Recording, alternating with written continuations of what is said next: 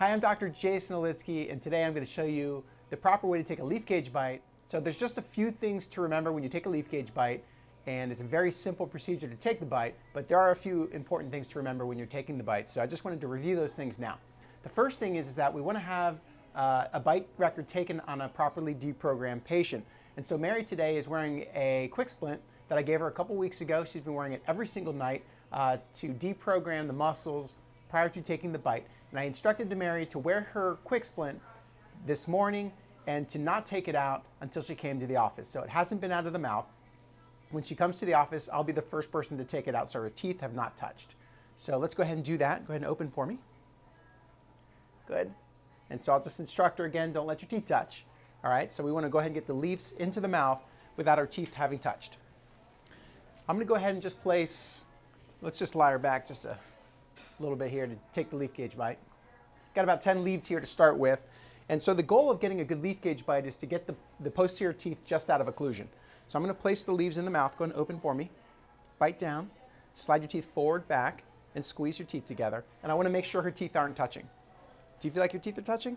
They don't feel like they're touching. I'm going to check and see how far apart the back teeth are because I want minimum distance in the back. That's the second thing to remember when you take a leaf gauge bite is you don't want the posterior teeth to touch, you want them just out of occlusion. So we're talking about 1 millimeter or so, okay?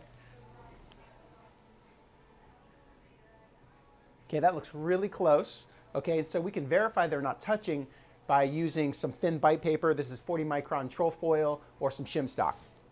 Go ahead and open.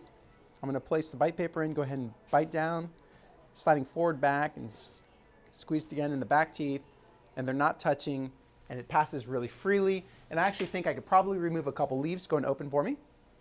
And I'll do that. I'm just going to take 2 leaves out. Teeth aren't touching yet.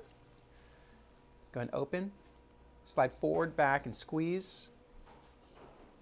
And again, they're a little bit closer. Do you feel like your teeth are touching? No, they're really close now, okay? So verify one more time that they're still out of occlusion. Go ahead and open for me.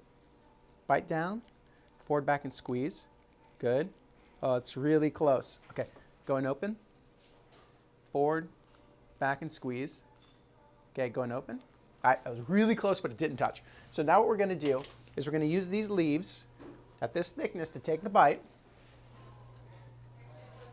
with our Futar D. I'm just going to go ahead and dry off the teeth. Go and open for me.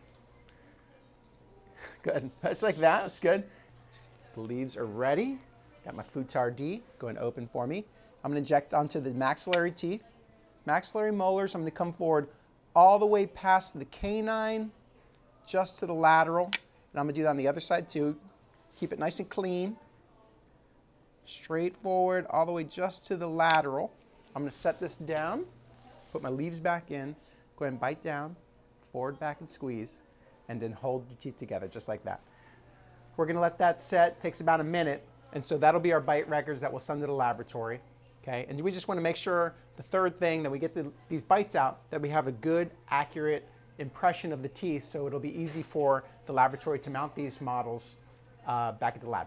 So that's it. So it's a relatively simple bite technique. You just got to remember a few things. Make sure they wear their quick splint.